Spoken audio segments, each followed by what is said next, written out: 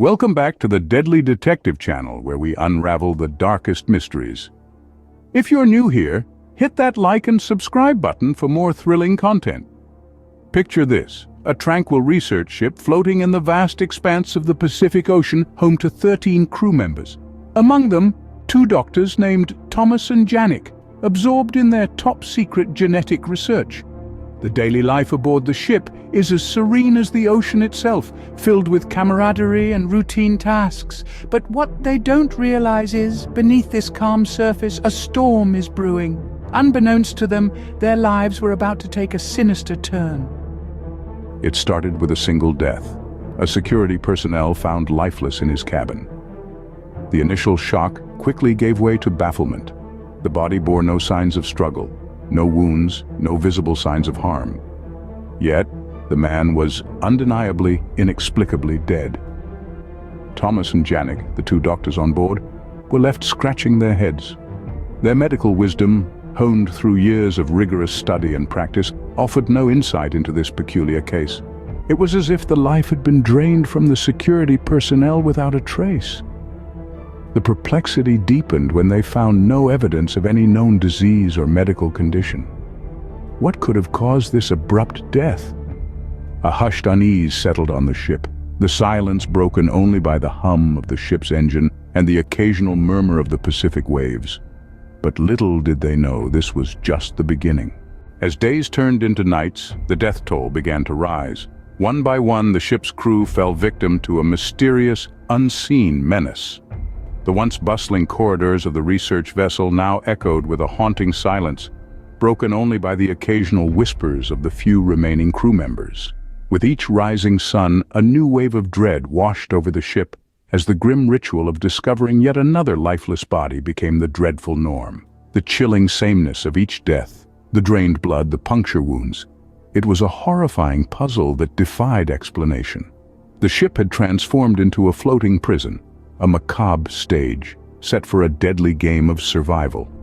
The remaining crew members, once colleagues and friends, now viewed each other with suspicion and fear. Paranoia set in as they wondered who among them would be the next to fall.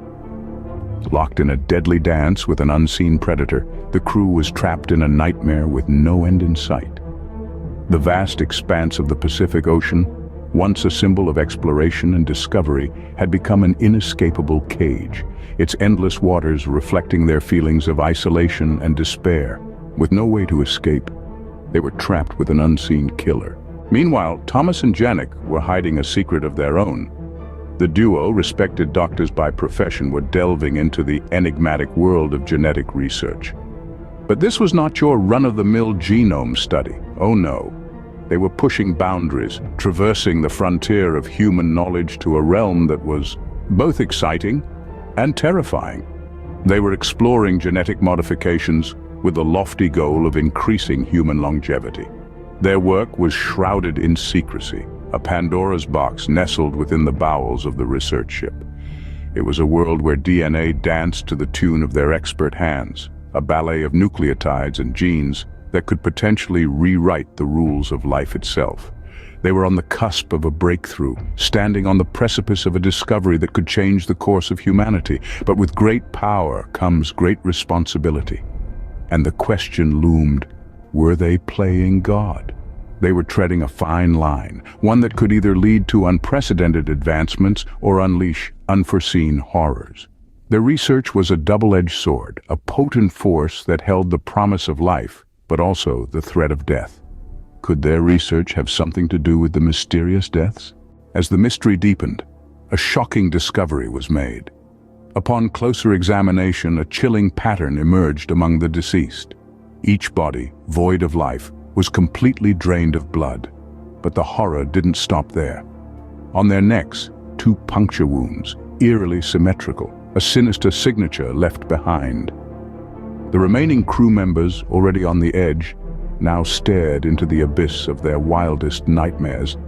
The disbelief was palpable, the fear all too real. Were they sharing quarters with a creature of the night?